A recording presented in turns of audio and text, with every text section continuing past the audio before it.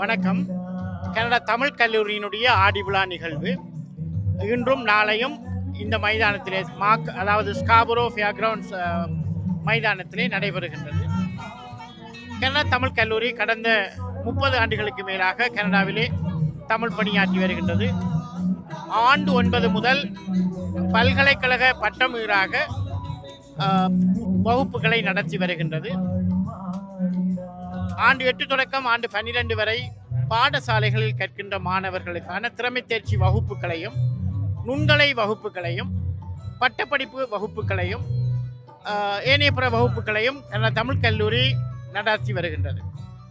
ஏறத்தாழ 1500க்கும் மேற்பட்ட மாணவர்கள் உயர்தர வகுப்பிலே தமிழை திறமை தேர்ச்சி வகுப்புகளிலே தமிழை ஒரு பாடமாக எடுத்து கற்று வருகின்றார்கள். அந்த வகையில் இன்றைய நாள் பகல் நேரத்தில் எங்களுடைய மாணவர்கள், அதாவது கடந்த தேர்வுகளிலே சித்தி பெற்ற மாணவர்களுக்கான பரிசளிப்பு விழா நடைபெற்றது. அதனைத் தொடர்ந்து நுண்கலை பீட ஆசிரியர் மாணவர்களுடைய இசை நடன நாட்டிய நிகழ்வுகள் நடைபெற்றன.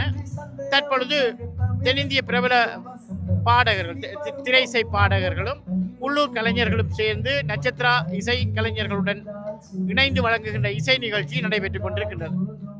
இந்த நிகழ்வினுடைய முக்கியமான விஷயம், எங்களுடைய மாணவர்கள் ஆசிரியர்கள் எல்லோரும் இணைந்து தமிழர்கள் உலகெங்கும் ஆட்சி புரிந்த, ஆட்சியை செய்து காட்டிய 4 மண்டலங்களை இங்கே உங்கள் கண்முன்னே கொண்டு வந்திருக்கிறார்கள். சேர மண்டலம், சோழ மண்டலம், பாண்டிய மண்டலம், ஈழமண்டலம்.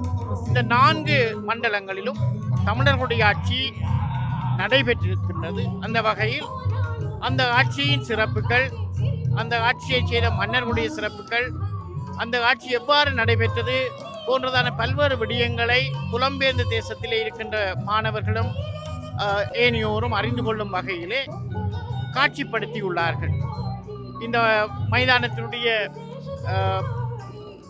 முன்பக்க வாயிலில் பாண்டிய மண்டலம், அதனைத் தொடர்ந்து சோழ மண்டலம், பிறகு சேர மண்டலம், இறுதியாக ஈழமண்டலம் முதலான மண்டல பகுதிகள் உள்ளன. அங்கு இவை யாவும் மிகச்சிறப்பான வகையிலே காட்சிப்படுத்தப்பட்டிருக்கின்றது. இதே போன்று நாளை நடைபெறுகின்ற நிகழ்விலும் நுண்கலைப்பட மாணவர்களுக்கான பரிசளிப்பு விழா, அதனைத் தொடர்ந்து நடன விருந்துகள், அதனைத் தொடர்ந்து தென்னிந்திய திரை இசை பாடகர்கள் வழங்குகின்ற இசை நிகழ்ச்சி நடைபெற உள்ளது. இந்த கண்காட்சி நாளையும் நடைபெற உள்ளது.